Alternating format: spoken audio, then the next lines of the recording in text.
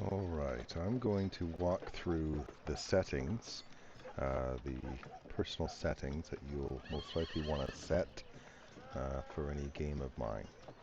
So I've logged in as a new player, and one of the first things you'll want to do is turn down the sound. So over here on playlist, which is the music symbol, you want to click on that. And instead of changing the volume of the music playing, you'll want to go into global volume controls. Click the arrow to go into that, and you'll want to turn down the playlist and the ambient to about a third. Just because it defaults to just too loud.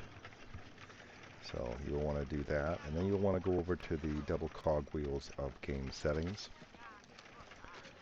You go in there, and then you go into configure settings, this button at the top.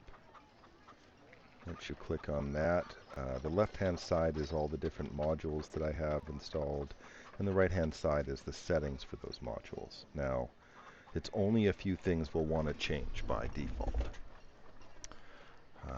So under core, you will want to go to the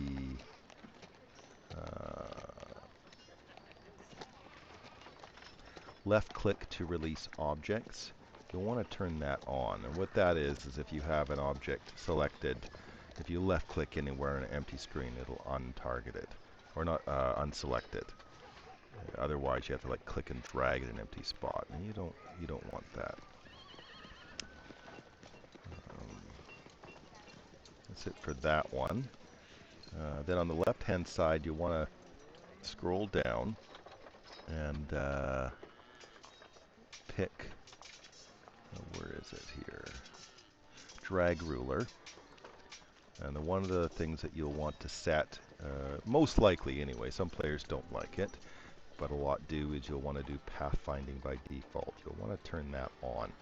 What that does is if you click and drag over a wall or around, it'll automatically move you around that wall instead of telling you that your movement is blocked by a wall.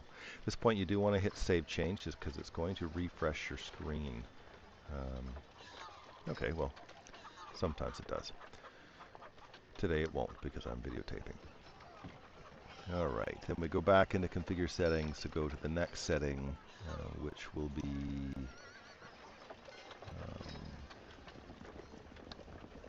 Monk's Little Details.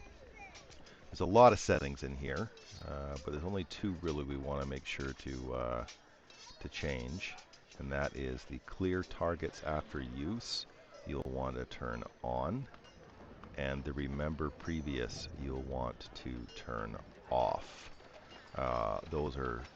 This is such an annoying feature that they default on. I don't know why they do it. It just means you keep the target at whoever you targeted onto next turns and the turns after that. Especially if you do an AOE, that's going to be really, really annoying. Or if a monster goes around a wall, you can't see it. That could be extremely annoying. So save changes. That one will refresh the screen.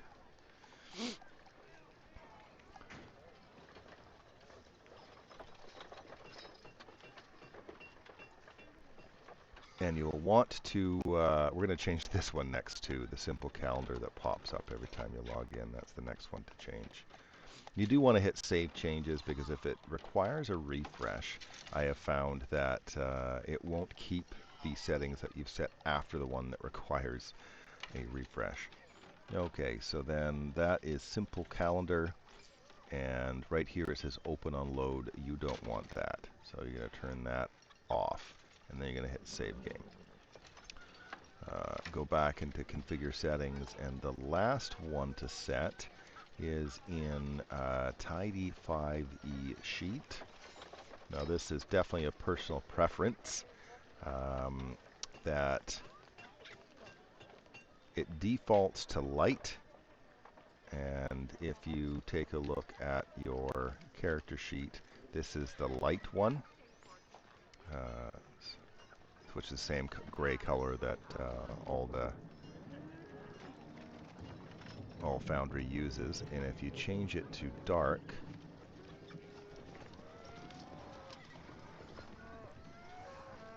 and save change, you'll see that it is, you know, the background color of Foundry, so to speak.